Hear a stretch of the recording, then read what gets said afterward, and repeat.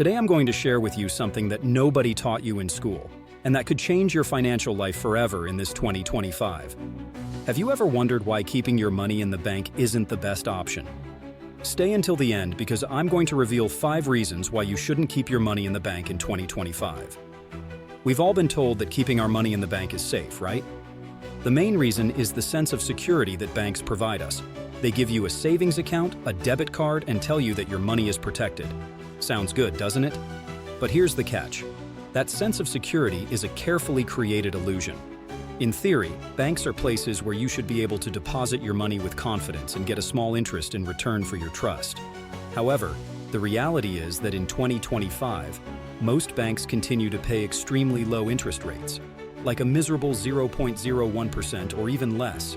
In other words, if you have $1,000 in the bank for a year, you'll only earn a few cents.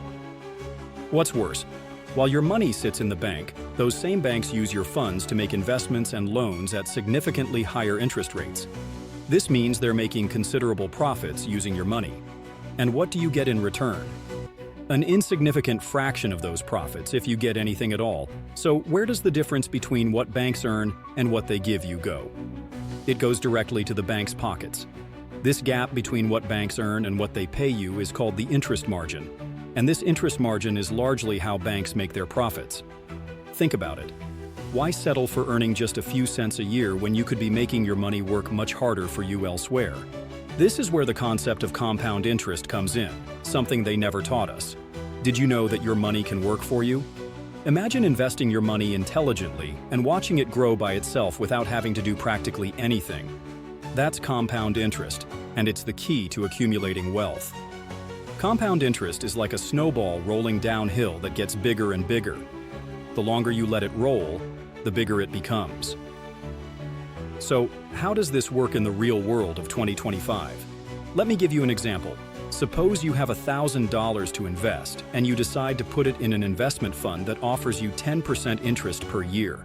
During the first year, you'll earn $100 in interest. So at the end of the year, you'll have $1,100 in total. Now here's where it gets interesting. In the second year, you'll not only earn another $100 in interest on the original $1,000, but you'll also earn an additional $10 in interest on the $100 you earned in the first year. This means that at the end of the second year, you'll have a total of $1,210. The real magic of compound interest is revealed when you look to the future. As time passes, each year you earn a percentage of interest not only on your initial capital, but also on the accumulated interest from previous years. In other words, your earnings generate earnings. This exponential growth can be even more surprising in the long term. As the years advance, your money works like an army of financial gold miners, digging and accumulating more wealth for you. The third year, you'll earn more in interest than in the second year, and the same happens in the fourth, fifth, and so on. So what does all this mean in practical terms? It means that with compound interest, your money can grow significantly without you having to do practically anything. It's like having a loyal financial partner who works tirelessly for you 24 hours a day, 7 days a week, generating profits and increasing your net worth. Imagine a scenario where from an early age you had been taught the fundamentals of investing and the power of smart saving. How would your financial life have changed? The answer is simple. It would have made a big difference. The advantage of starting to invest from a young age is like having an ace up your sleeve that can radically transform your financial future. Time is your ally when it comes to investments, and here's why. When you start investing at an early age, you have more decades ahead for your money to grow. Each passing year, your investments have the opportunity to harness the power of compound interest, as we mentioned earlier. This means that your earnings generate more earnings and your net worth can increase significantly over time. But what if you didn't start investing from a young age? Don't worry, you're still in time to take advantage of the benefits of investing. The key point here is that it's never too late to start building a more solid financial future. It's true that if you had started investing at an earlier age, you would have had an advantage. But that doesn't mean you should give up on the idea of accumulating wealth. Every day you postpone starting your investments is a lost day in terms of growth potential, but don't let that discourage you. The reality is that many people start investing at different stages of their lives and still manage to reach their financial goals. The most important thing is to take the first step and maintain consistency in your investments. Over time, you'll see how your net worth begins to grow and you'll be on your way to a more secure and prosperous financial life. So if you haven't started investing yet, don't wait any longer. Time is valuable, and the sooner you start, the more time you'll have for your investments to grow and secure your financial future. Whether you're 20, 30, 40, or older, the time to start is now. Remember, the best time to plant a tree was 20 years ago, but the second best time is today. So take that first step toward a brighter financial future and start investing today. Your future self will thank you. Good debt versus bad debt. Debt is a financial topic that is often surrounded by confusion and fear. Many people tend to see debt as a monster that should be avoided at all costs. However, the truth is that not all debts are equal, and understanding the difference between good debt and bad debt can be the key to making smart financial decisions in 2025. Let's start by talking about good debt. This is debt that can be your ally in building wealth in the long term. Good debt is used to invest in something that has the potential to generate value in the long term and ultimately increase your net worth. A classic example of good debt is taking a mortgage loan to buy a property that you plan to rent. Imagine this: you acquire a property that generates monthly income in the form of rent. Not only are you covering the mortgage payments with this income, but you're also building an asset that can increase in value over time. As the property value increases and you continue generating rental income, you're making smart use of debt to build wealth. Now let's talk about bad debt. This is debt that tends to be problematic and can lead you to financial difficulties. Bad debt is used to buy things that don't generate long-term value and instead tend to lose value over time.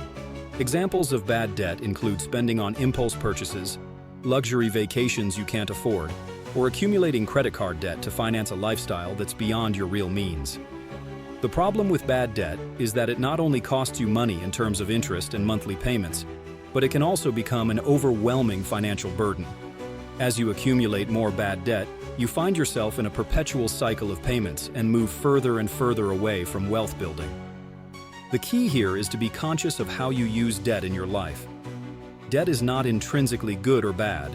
It's a financial tool that can be useful or harmful depending on how you use it.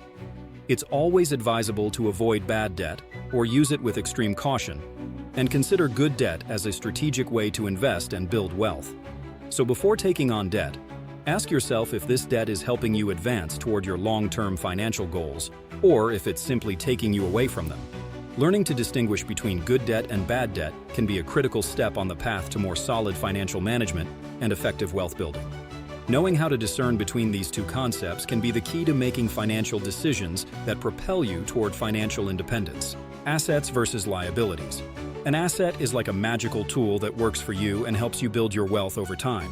It's something you put to work, and as time passes, it generates income or increases its net value.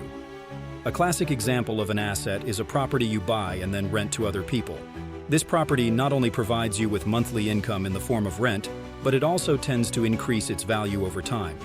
It's like having a reliable financial collaborator who works tirelessly for you. On the other hand, liabilities are like holes in your wallet. They are things that cost you money over time and don't contribute to increasing your net worth. A common example of a liability is that luxury car you bought but don't use to generate income. Not only did you spend a large sum of money on its purchase, but it also continues to cost you money in terms of maintenance, insurance, and depreciation. Essentially, you're losing money every day that passes.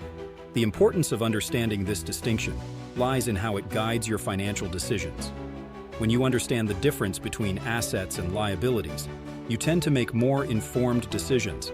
Instead of spending your money on liabilities that bleed you financially, you begin to focus on acquiring and growing assets. This mindset shift can make an amazing difference in your financial life. Instead of working your whole life to pay for liabilities like debts and excessive expenses, you embark on a journey toward building a portfolio of assets that work for you. These assets can include investments in real estate, stocks, businesses, or anything else that has the potential to generate income and increase your wealth over time. So before making important financial decisions in 2025, ask yourself if what you're considering is an asset that will help you grow financially, or a liability that will cost you money over time. By doing so, you'll be on the path to smarter financial management and effective wealth building that will bring you closer to your financial goals and financial freedom. Remember, your assets are investments, and a very good investment can be found in this video.